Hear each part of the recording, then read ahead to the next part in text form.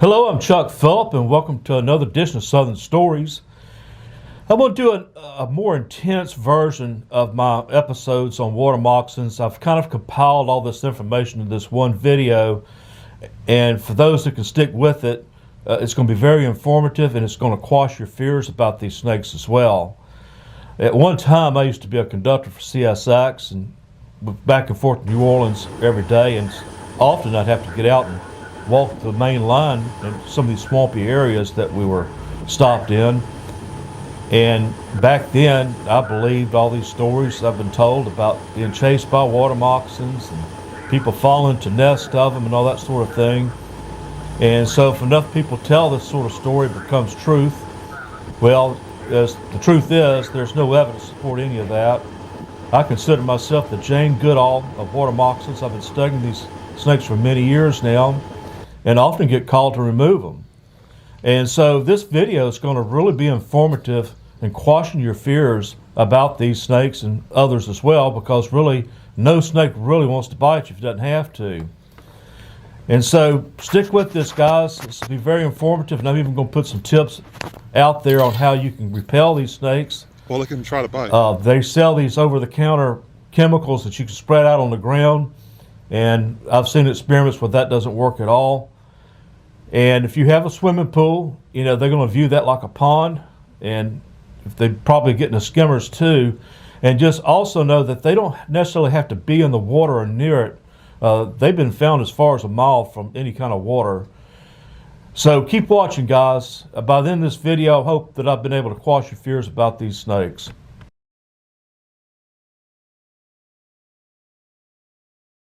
And what we're looking at is a baby water moccasin. And this guy's probably only a day old, if that. He was probably just born not too long ago. And the mother water moccasin, they give live birth, and they have birth of these about once every 2 years. And they can have a litter of anywhere between 8 and maybe 20 of these. And they have live birth. They don't hatch out of eggs, and they have no supervision after they're born as well. They're out on their own, but they come fully equipped with a set of fangs and a full sack of venom. And they also have the same attitude as their mother as well. It's a stand your ground snake, but I have determined that about 60% of the time they'll run from you. And they're also masters of camouflage as well. They blend in really well. Let's see if you can spot this snake as I'm coming up on it. And there could be several reasons why they don't run. One, they do sleep, and so maybe they're asleep when you walk upon them. But my biggest theory is that they're hoping you don't see them, you just walk on past them.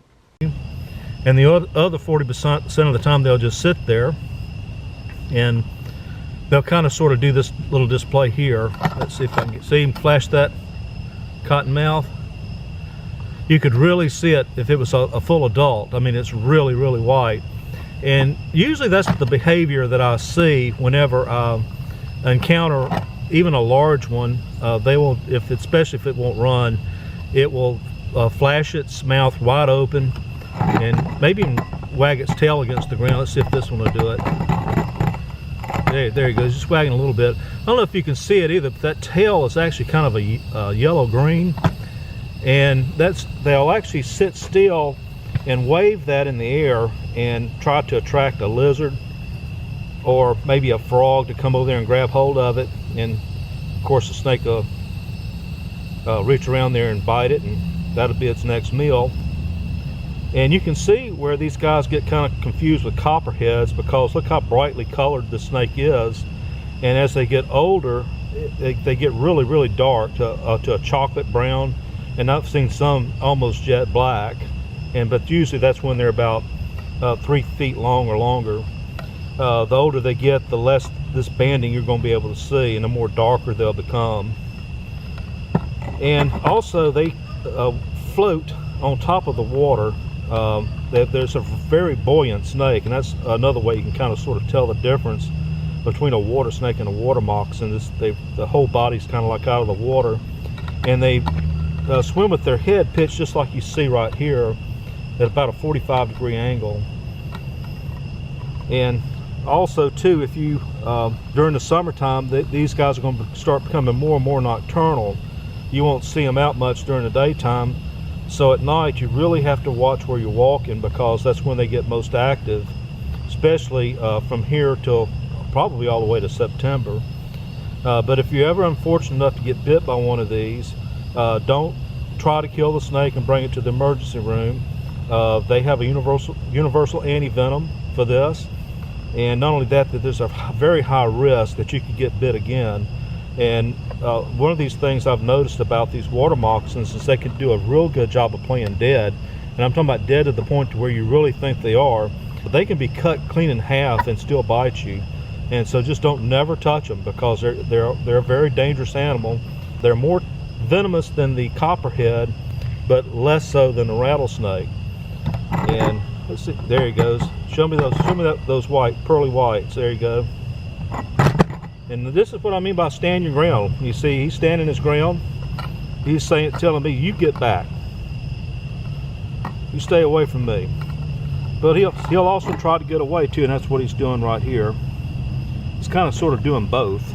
You see how whippy this snake is. It's a real whippy snake. And they don't move too well on the ground like they can in the water. And that's where he's trying to head back to. And I won't help him get there. Look, it's a long way to the water, so I'm gonna help you out. One of the largest water moccasins I ever encountered was in February of last year, and we're in February of 2024. And that's why I put this video out there, because you can encounter these things year round. They don't have a calendar in their den. They could care less if it's winter or summer. They strictly work off of temperature. So if you have just a generally warm day, and this day was around 68 degrees, but the sun was out, so he came out of his burrow and was sitting here sunning on the bank right there by the pier. And so just know that you can make these encounters year round. Basically, it pretty much works like this. As long as you don't step on these things or try to catch it or kill it, it's not likely you're going to get ever bit by one of these water moccasins. It's just not going to happen. They don't want to bite you unless they have to. A lot of people get bit thinking they can grab them behind the head. But I'm going to tell you guys, these things can turn around on you so fast, and they're very strong, and they can just simply whip right around and bite you on the hand. And that's why I bought these gloves off of Amazon. They claim they were snake proof. Of course, I don't trust anything until I test it myself. And so I actually put this to the test. You can see where this is not even a really large water moccasin. He was able to easily bite through this glove. That goes to show you that you have to really do your own self-evaluation on a lot of things and not believe everything you hear, because I'm telling you, most of what I've heard about these water moccasins has not been true. Being chased by them, people falling in a nest of them, falling out of trees. Now, they occasionally will get in some low-lying branches that may be hanging over the water. I've never seen any of them in any trees, and I don't know of anyone else that has. So just know this, guys, if you don't fool with these snakes, they're going to leave you alone. And about half the time, maybe more, if they do bite you, they won't put any venom in you. I didn't really notice this until I slowed this down. But when I grabbed him behind the neck with these tongs, and by the way, these tongs does not hurt the snake. The first time it bit, it didn't put any venom on the snake tongs. He didn't do that until the second time when it wouldn't release. And the reason why they don't want to put that venom in you is they need it. They need this for their next meal. And it takes them about 2 to 3 weeks to replenish this. And so they'd much rather use it for their food than on you. I mean, if they think their life's at stake, they will put the venom into you. And another test I've done before is when I put my foot in front of them, usually they won't even bite it. The only time I could ever get them to bite the boot is if I was to put my boot on them and put a little bit of light pressure, and even that was a dry bite. And I didn't want to put any more pressure on it because I didn't want to hurt the snake, but I'm pretty sure if I'd have really put my full weight on that snake, he would have bit and put venom on the boot. And so, you know, that's why if you have any of these water moccasins hanging out around your home, you should get rid of them because they generally will not move more than about 50 yards from where they're born. You know, they have their place in this environment, and so they're beneficial. And unfortunately, a lot of water snakes get killed because people think that they're water moccasins, and they intentionally try to make you think that's what they are. They can inflate their body out, they can inflare the head, and so there's been, unfortunately, a lot of water snakes that's been killed as a result of mistaken identity. I hope this has been informative, guys. There's a really good book on Alabama snakes.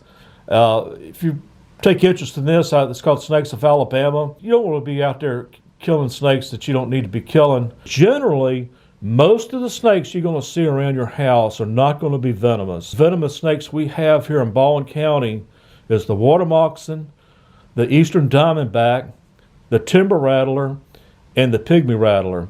The copperhead's really not that prevalent down here, so that's pretty much the only ones you're going to have to worry about as far as venomous snakes. One of the best ways to keep snakes from coming on your property that I've researched is with plastic owls. Snakes are terrified of those things, and of course, owls love snakes. So if you want to kind of repel them off your property, that's probably going to be the most effective way to do it. Thanks, guys. Again, I have another channel on here if you like to save money. It's called Building Science, and this channel is strictly out there for home preservation because it's a lot cheaper to mitigate these issues before they become massive repair problems. And if you like good music, what I call good music from the 60s and 70s, I have another channel called Tribute the Tribute Band. And these are local bands and other tribute bands that have tribute the artists that are no longer with us. And I'm going to tell you guys, some of these are pretty good. Y'all take care, guys. I'll catch you on the next video, too. And thanks for liking and subscribing to this channel. Take care.